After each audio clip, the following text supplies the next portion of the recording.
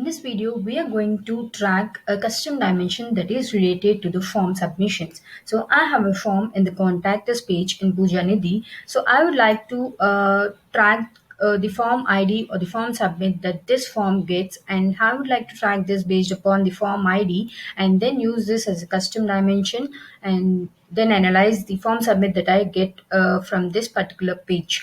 For that, we need to initially track this in the Google Tag Manager. That is, we need to track the submission of the form and then also the form ID that is being submitted.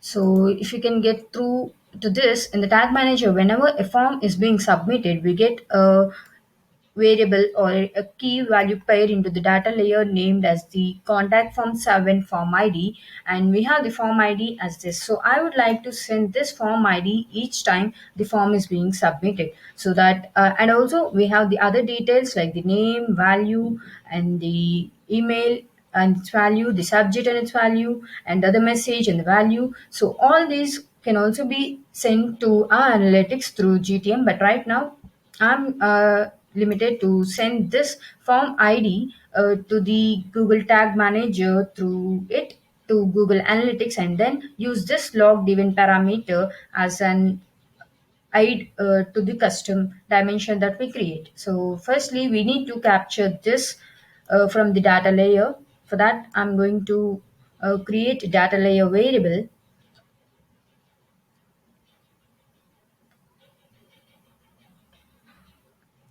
So now I'm going to create that. Let us create a data layer variable here.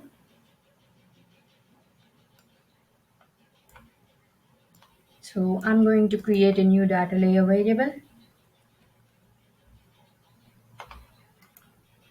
So a data layer variable with a variable name as the GTM4WP dot the value, that is the form ID, right? And this is the value we're going to get, and this is the form ID or the data layer variable form ID. We created this variable and we can use it with the log parameter value. So once this been created, and we get back to the tags and go to the lead generation form that we have created, and this is the event type. And here along with this we can add one more as the form underscore ID, and here the value could be the variable that we have created right now, the data layer variable, the form ID variable. This would return the form ID of the submitted form, and I'm saving this. This is the logged parameter. This log parameter can then be used to create a custom dimension. First, initially, let us preview this. So I'm going to the contact us page, and then I shall submit this with some details.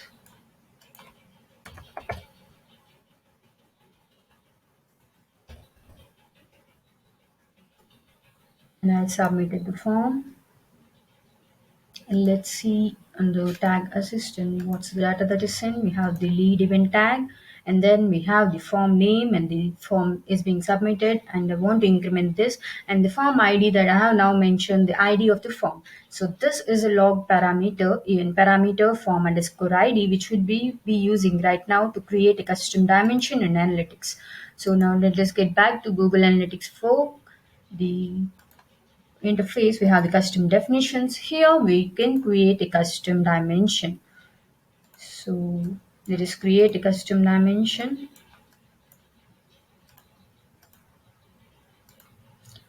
So I'm creating a new custom dimension here, and I can give the new custom dimension name as the form ID.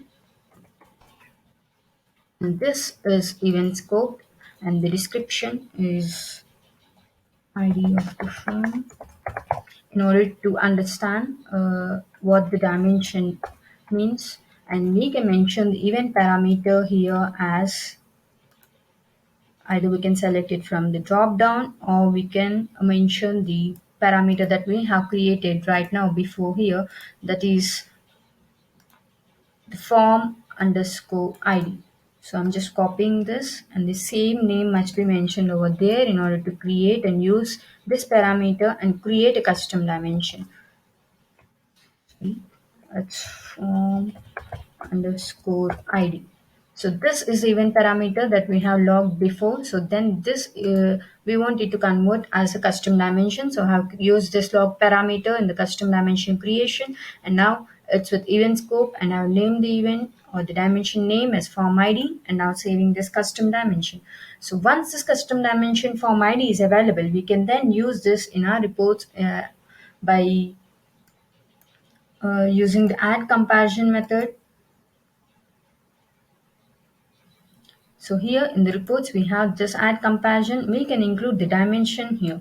So it takes some time for the dimension to be uploaded into the reports. So it takes nearly 24 hours for the newly created custom dimension to available in our reports, and then we can include this dimension to our reports, and we can then view it over here, and we can also add this custom dimension as a secondary dimension to our report, and all this could be available once the event is or the dimension is created, and then it would be taking 24 hours for it to be updated in the event reports, and then you can use it in the as a reports as a secondary dimension, or use it in the add comparison method, or also you can use it in the analysis. Yeah, here. So you can use these custom dimensions and metrics in your custom reports and the analysis reports that you create. So this is the advantage of the custom dimensions. And also, once this custom dimension is created by using the logged parameter, this can be used across all the events. You needn't send the same log parameter for all the events, so that you can use the same custom dimension for those events while referring to those reports. So this is the main advantage of custom dimensions, and in the next video we are going to see how do we create a custom dimension with a user scope. Thank you.